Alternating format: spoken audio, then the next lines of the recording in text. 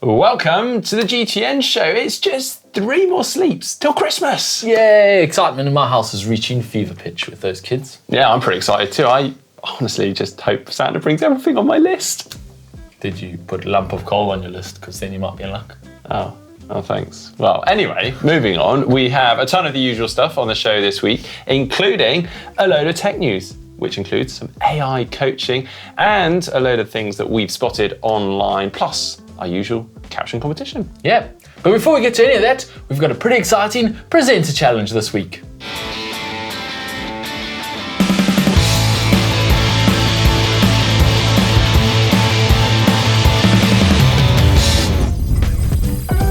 It was. You almost got it. Run, it's a run. Dismount line, somewhere here. So, for our Christmas challenge this year, we're going to do a transition. How fast can we do a transition? Yeah, we're going to make it extra Christmassy and adding in an element of fancy dress, so we have to actually dress up at the end of it.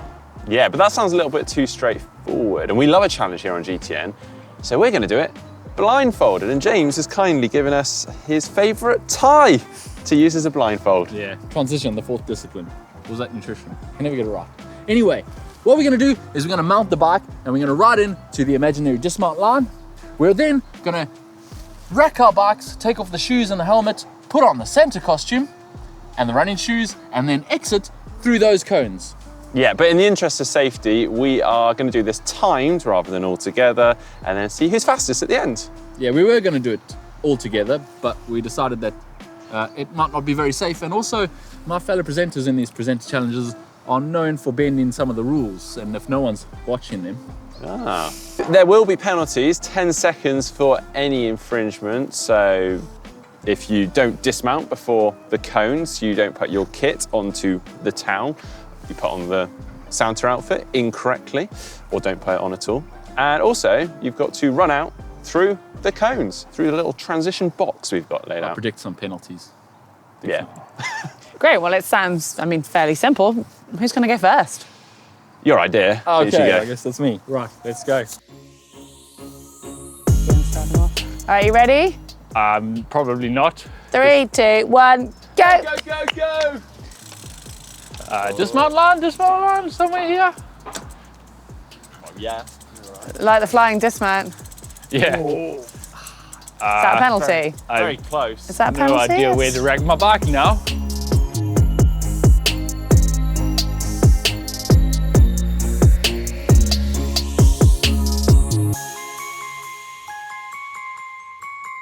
I feel like I'm missing something, a hat. I think I've got the hat on, mate. Oh, Mark's wearing the hat. Wait, hang on. It's somewhere there. Oh, penalties there. I think I get a negative penalty with that. I get a... No, I'm going this way. Mind your trousers. Where's the finish line? I don't know, when I go through this... Keep Do I going, go through the keep cones? going, Where are the cones? Go. Did I go through the cones? No. Sorry. You're done. Yeah. Well done. Completed. Oh, he's doubting himself already. Are you ready then? Second person. All right, Okay. 3, 2, 1, go. That's it. Quick Good off the approach. mark. Oh, Oh, he's is going to so fall over weird. then. very cautious. Oh, how far do I go? Coming up to rack his bike. No, am I? I don't know. Don't tell him too much. I played this trick with you. Are you? Where do you rack your bike, Mark? Oh, there you go.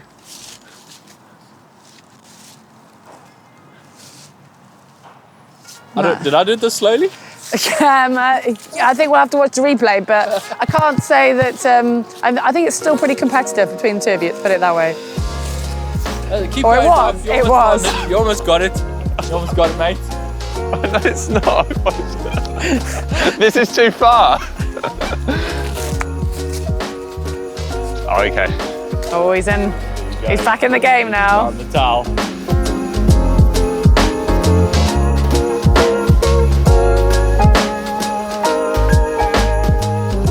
The essential final item. Run. I like that. That was like a beam for. Oh. Oh. I Yeah. That was I love how I a good ran as well. exit. I like the exit there. It was as though you kind of had some homing beam that you just went like, okay, right, off we go. I obviously missed it though. Well, you got your first one. Oh, did I? You only missed the You second. missed the second one. So, Better than That was James. so wasn't weird. it? I was racking the bike. I was like,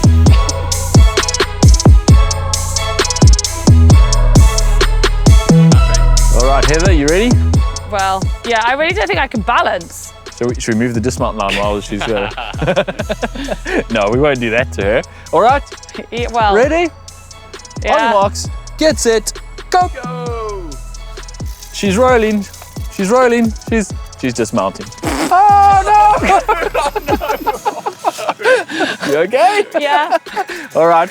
Ow, I've got a bruise. Oh no, you're No, right. it's fine. It's fine. Quite cold right now. Yeah, she's It's because I she's lost. taking Right, this a tiny very gingerly. I lost my bearings with my fall. So. Yeah. Yeah, that's it. Yeah, warmer.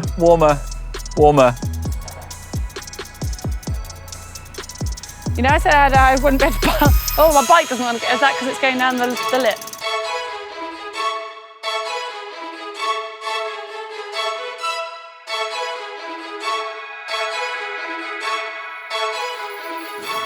Right, is everything on the... I didn't look at this angle.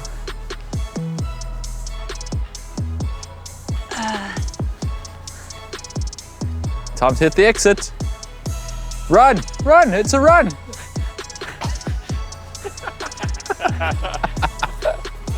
And stop. Well, that was all a bit of fun, at least for these guys, and hopefully for you guys. I mean, it's debatable for me, but I think we all learned that we didn't learn very much about transition other than don't do it blindfold and probably don't try it at home. Yeah, definitely I didn't learn anything about how to transition properly there. Maybe it's good for your proprioception as you're going through. I think you're reaching, Mark. Anyway, the results are in, and I did it in 2 minutes 24, plus a 10-second penalty for missing the run exit. I don't know where I was headed there. You're way off. I was way off. Way off. Yeah, I was spun around. Mark did it way faster in 1 minute 57. It did not feel fast. Speedy. It was pretty speedy, but he did get 2 penalties for each of his bike shoes not being on the tile. Pretty harsh, Yeah. that is. Yeah. Yeah. Each shoe, yeah. Well, we had to penalize you. So he got a total of 2 minutes and 17. Ooh. And then Heather did it in a pretty ginger 2 minutes 56. I think her dismount on the bike probably needed some work. And she got a 10-second penalty for totally missing the dismount line. She was falling off her bike and going off the wrong direction. Yeah, you guys have seen it. I haven't. I thought your everything else was very quick. You just lost a lot of time on the floor, Yeah. and then trying to rack your bike up. Yeah, two essentials of transition, Maybe really. you do Getting need off to- your bike and putting it in the rack. Yeah, maybe you do need to do some proprioception practice if that's a thing for Yeah. triathlon. Yeah. Anyway, so Mark is our winner Yeah, by a and- whole 7 seconds. He beat me, so Mark gets.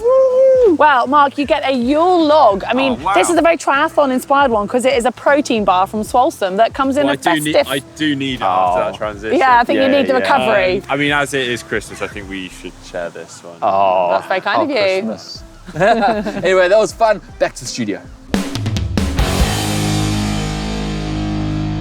On to what we noticed this week on the internet, starting with this. Katie Zaferis on the Jumbotron. That's what they call it, right? That big screen TV. She went to the Green Bay Packers versus Baltimore Ravens game, and they pulled her onto the field, did a whole feature on her, on the big screen, on her triathlon success and her Olympic medals. Pretty cool exposure for both Katie and triathlon in general. Yeah, quite cool to see so many non-triathletes, I guess, showing an interest and being excited about her. Pretty cool. Very, very good. Also spotted Jan Frodeno, yeah, again, just doing amazing things. Obviously, his Frodeno Fund has been doing fantastic things over the last few years, and it looks like Emma and himself have been having a little bit of downtime at their La Comuna residence, and they were surprised with 400 handwritten letters from the Children of Salt, which is the area on the edge of Girona where he has his Frodeno Fund, the pump track that James and myself have been on and had a lot of fun on. And he said, yeah, just reading the dreams of those disadvantaged children made me smile, put a lump in my throat, but most importantly, made me realise that whoever you are and wherever you're from, never stop dreaming. Anything is possible. Well, Yeah. It was really cool. Mark says we went there and we did see a group of girls learning how to ride their bikes on this awesome pump track. The bikes given to them, the helmets given to them, everything. It was really cool. It's a really cool thing that Jan is doing over there, and to see him get 400 letters as a thank you just shows you how many people he's helped with that project. Okay, now moving on to the tech news, or what it should be called, What the Tech. And we are going into a territory we're not so familiar with this week, and that is NFTs, non-fungible tokens. Do you understand what these are, James? Not really. Some kind of digital artwork, something or other that you buy and then you're the only one who owns it or something. They're all the rage though. Everyone's talking about it. It's like the buzzword of 2021. All the rage if you got millions to buy them in the first place. This is the thing I don't understand. These images cost millions in some cases, but everyone else can save them, copy them, so they also have exactly the same image in the same resolution. But you had the original image with all the data, and I'm like, well, I don't care about the data. But the metaverse does care about the data, Mark. And that's where we're all going to live, in the metaverse in the future. Well, this is topical because some of the biggest sport brands out there have started to dive into the metaverse. And the interesting one this week has been that Nike have acquired virtual sneaker and collectible creator RTFKT.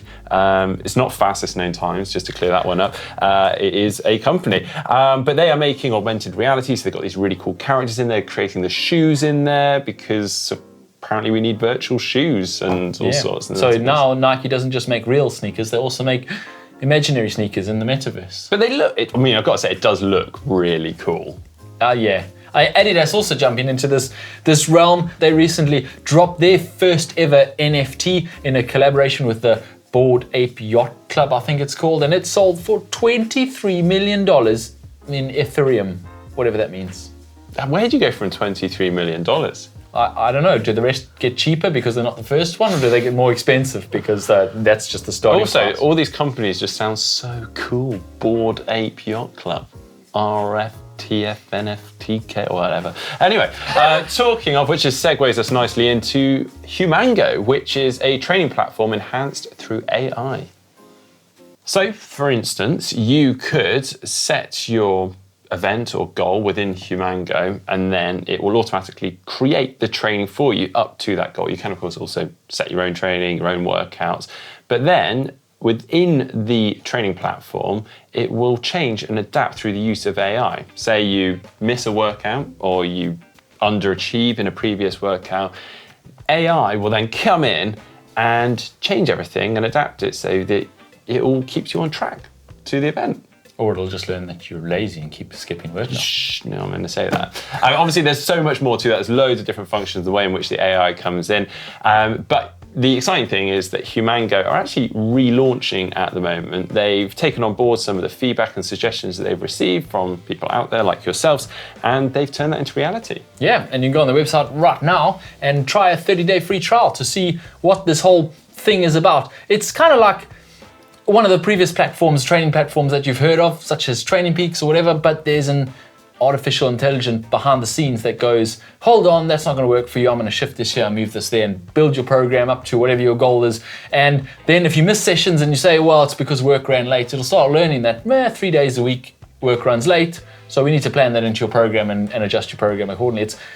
It's kind of interesting. We've been playing with it a little bit. We haven't actually done the programs that it's set for us, but we've put in some details and it started setting some programs for us. It's quite interesting. We'll see how it works. It's not just for athletes though. It's not for you to get the platform and fire your coach because now you've got this artificial intelligence coaching you. It's also for coaches because they can use this platform to basically the AI will take out the mundane tasks of writing each session. It's going to learn as you coach your athletes, how you coach them, what kind of sessions you're doing, and it'll start plopping them in the right place so you can just shift a little bit here and there and keep an eye on everything rather than doing the mundane task of typing out session and typing out session and typing out. But the nice thing for a coach is then they can spend that time on the extra bits, like looking at your technique or talking to you in person and really drilling down into the finer details. Yeah, the AI promises to remove some of the workload so that you can focus more on the coaching. So it's for athletes and coaches. It's a really interesting concept. Does it have legs? We're not sure, but we're definitely going to experiment with it a bit, and you can go do the same. Yeah, the link for that is in the description just down below.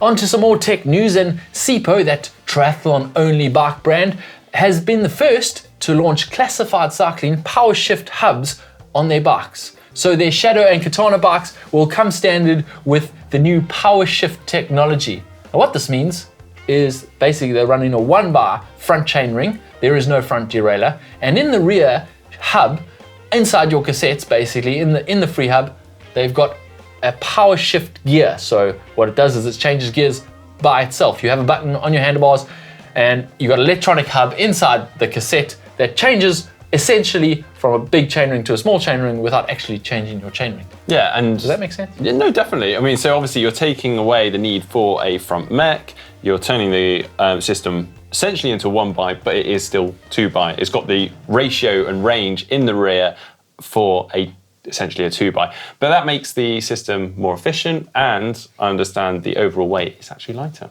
Yeah, so this can actually be put on any bike because it replaces the hub, the wheel axle, and the through axle, and you can put it on any bike as long as it's built into the wheel. So you can essentially make any bike a 1-bar. CPO have obviously decided that all their bikes will come out with this, and you'll have this pre-built into your bike, which is pretty cool because they'll never need to put another front derailleur on their bike. Yeah, and I've got to say, I think this is a really bold, but I think a smart move for CPO, particularly in the triathlon market with the type of type of courses that a lot of people are targeting. The need for a front mech, I mean, I know it is still offering the range of gearing, but it's becoming less and less needed. And well, you definitely don't need it if you've got this, because exactly. You've got the full range without the front mech, which is aerodynamically advantageous, and yeah, it's the future. And we all know just the issues of routing cables through TT bikes. I mean, it makes things a lot easier. So yeah, watch this CPO space. is known for being innovative, and yeah, they are the first triathlon brand to put this on their bikes. And finally, we have the Caption Competition. And last week we had this photo from the 2xU Triathlon Race Series in Melbourne, Australia. And we had these 4 cyclists with some rather large shadows. And some great captions coming in. Ian Edmund said, the 4 shadow ministers of triathlon. I'm not really sure what that is. Maybe it's because I'm new to the UK. You guys call your ministers shadow ministers for some reason. To be honest, mate, I don't know either why we'd do that. So it's like some kind of Avengers thing where you call it sounds quite cool, doesn't ministers. it? I don't think it is as cool as it sounds. Yeah. No. Anyway, good caption there, Ian. Just John P said, caption contest as a ride through the valley of the shadow of death. Nice. I like that one. Yes, it is said, when your bike and your kit are all black, you may cast some colourful shadows. And that is obviously referring to the fact it almost looks like an upside down. Yeah. Clever. Nice. Yeah, clever. Fergal Akala said, they used to form a world-beating team time trial, but now they're mere shadows of their former selves. Nice. Jeffrey Williams, amazing view from the Peter Pan Memorial Triathlon. Nice. Oh yeah, because he lost his shadow. I was trying to think of a funny caption last week with regards to Peter Pan, but you couldn't do it. Well, Jeffrey Williams beat you to it. Good. And our winner this week, Max Haas, says, shadows are black, bib shorts are blue, drafting is legal, only an RTU. Hey. He made a little poem for us. Thanks, Max. You're the winner. Send us your details and we'll get a cap out to you. Yeah, but for this week's Caption Comp photo, it is from the Super League Triathlon is Martin Van Riel and Alex Yee in a little gurning competition. Yeah, I think that's going to be mine. I'll say Super League adds a new discipline to their triathlon, the face pulling competition. Nice. Well, and the winner is? Yeah, I would probably give it to Martin Van Riel. Yeah, I mean, they're both doing a pretty good job there. There's good paint faces. Well, I'll leave your captions in the comment section down below. But that is it for the show this week. But please, guys, do send in your photos to us, particularly over the festive period, perhaps donning your Santa outfits and whatever else you may do. Yeah, you might not be doing triathlons, but maybe do a Christmas triathlon and eat 3 mince pies or something. Yeah, but if you're jumping on your bikes, going out for some rides with friends, putting on some festive clothing, then please take some photos, take some snaps and send them in to us using the photo uploader. Link's on screen right now. You can also find that inscription just down below. Yeah, coming up on our channel, if you're looking for something to watch this weekend, we have the diving competition where GMBN and GCN send us some guest presenters and we try to teach them how to dive. Yeah, we put them through their paces. We tried. We really tried to teach them how to dive. We also find out what people, ordinary people outside of the triathlon world, really think of the tri-suit. Yeah, Yeah. Oh, God. A little bit embarrassing for Mark, but he pulled it off. He pulled it off. Just about. He didn't look like a weightlifter, though, despite what that lady said. Anyway, if you're looking for something to buy, maybe some triathlon merchandise, maybe you missed out or you got a voucher for your Christmas and you want to spend it on something, how about the GTN shop? We've got some pretty cool merchandise. You don't have to buy Christmas jumpers. You can buy some really cool GTN triathlon merchandise. Yeah, don't forget to like and subscribe, and also check out some of our previous content. My 4 miles every 4 hours for 48 hours challenge vid is still up there. You can watch that, and the donations on the fundraiser is also still open and available. And thanks ever so much to anyone that has already donated. And also, we do a comparison between Jan and Gustav's running form, which is pretty interesting. Yeah, they're pretty different in their running style, aren't they? Yeah, mate, I think it's time for this. Oh, yeah. Come on. Like, hey, Oh, I won. Oh. Hey, Merry Christmas, everybody. Why did Santa's helper see the doctor? Don't know. Because he had low self-esteem. Hey, what do you call a fake noodle? You don't know? An impasta. Ah, damn it. I'm gonna have a mince pie now. Stylish.